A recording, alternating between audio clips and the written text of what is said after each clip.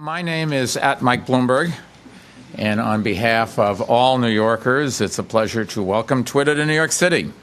They have had a minor presence in our town for a while, but now they're making it official by opening their East Coast hub right here at 340 Madison.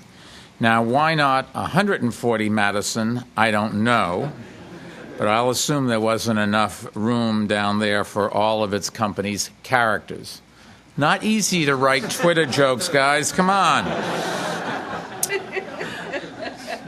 But before we talk about Twitter's arrival in the city, I did want to say a few words about something that's no doubt on many people's minds, and that's that one that feels especially relevant considering where we are, and that's the passing of Steve Jobs.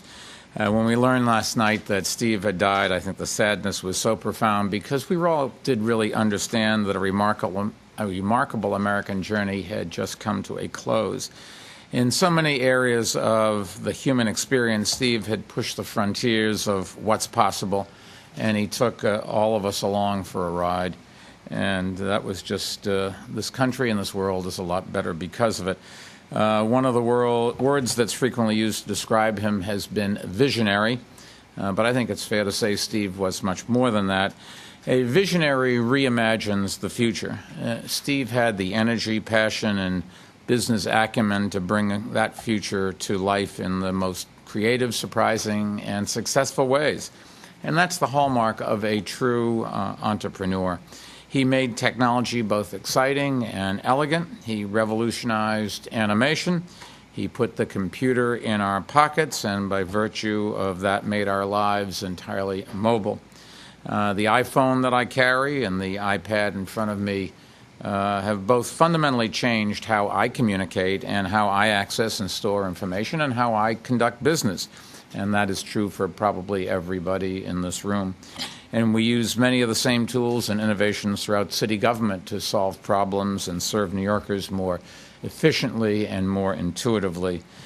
So I don't think that you can overstate or overappreciate Steve's impact on technology, how it's made, how it's developed, and how it's used, even how it's marketed.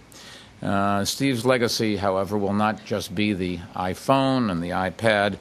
No more than Edison's legacy is the incandescent bulb, or Da Vinci's the flying machine, innovations that have long been surpassed. Steve's legacy 100 years from now and 100 years after that will be the feeling that life can be made better, that life can be made more productive, that life can be more fun. That feeling, felt by each new generation, is really what changes the world. And that's what brings us here today.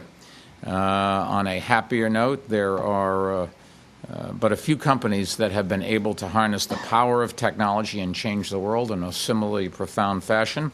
And one of them is the company that we're so proud to welcome to our city today, and that's Twitter.